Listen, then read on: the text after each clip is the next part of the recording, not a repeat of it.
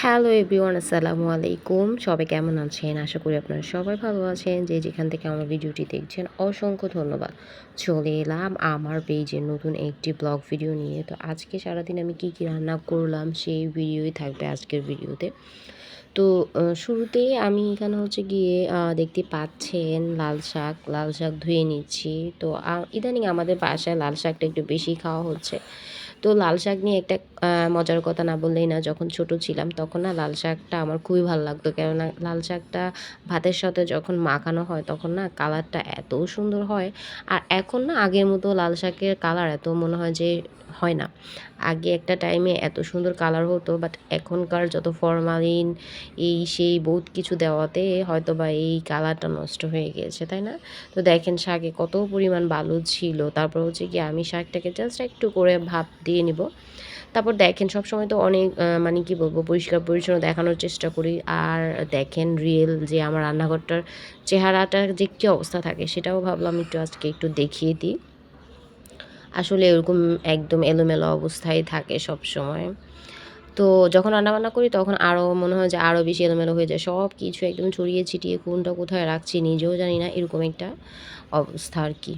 তো যখন আমার শাকটা তো ভাপ দেওয়া হয়ে গিয়েছিল, তো এখন আমি কি করলাম, পেঁয়াজ, কাঁচামরিচ আর হচ্ছে কি রসুন এইগুলো দিয়ে এই যে যতটুকু শাক দেখতে পাচ্ছেন ততটুকু শাকটা আমি রান্না করব না। এটার থেকে জাস্ট অর্ধেক পরিমাণ শাকটা রান্না করব। মানে এক আঠা, যদি আঠা বলে না মুঠা বলে কোনটা যাই হোক না কেন, অবশ্যই কমেন্ট করে জানাবেন কী হবে। তো আমি যদি এক মুঠা যদি শাক নিয়ে আসি সেখানে এই শাকটাকে আমি ২ দিন রান্না করতে পারি, এরকম আরকি।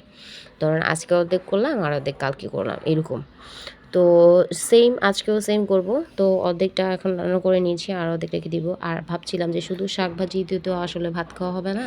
শাকের সাথে কী রান্না করা যেতে পারে? তো তখনই দেখলাম যে ফ্রিজে আমার লাউ আছে। তো লাউটাও আজকে নিয়ে নিব। তো আজকে লাউটাও আমি কি করব, রান্না করে নেব। তো সেটাও আজকে আপনাদের সাথে শেয়ার করে দেব। এই যে আমার শাক ভাজাও হয়ে গেল। তো দেখেন লাউটার ১ম থেকে কিছুই দেখালাম না। জাস্ট অর্ধেক থেকেই ভিডিওটা শুরু করছিলাম। আসলে কাজ করতে, করতে অনেক সময় খেয়াল থাকে না যে কখন ভিডিওটা শুরু করব আর কখন শেষ করব। তো দেখেন আজকে যে লাউ রান্নাটা করছি সেটা হচ্ছে গিয়ে শুধুমাত্রই লাউ।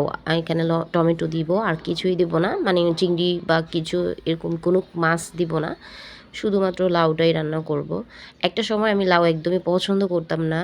তবে এখন আমি কি বলব, যদি প্রতিদিন লাউ রান্না হয় প্রতিদিন আমি লাউ দিয়ে ভাত খেতে পারবো, এরকম একটা অবস্থা।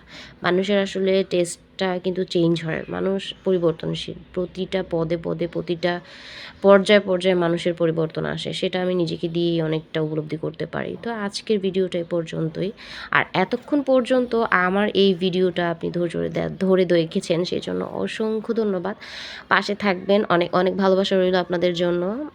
আর আজকের মতো বিদায় নিচ্ছি। দেখা হবে নেক্সট কোনো ভিডিওতে। আল্লাহ হাফেজ। ও হ্যাঁ, আর আপনাদের কাছে ছোট্ট একটা রিকোয়েস্ট, যদি আমার ভিডিওটি ভালো লেগে থাকে তাহলে অবশ্যই লাইক, কমেন্ট, শেয়ার করতে ভুলবেন না।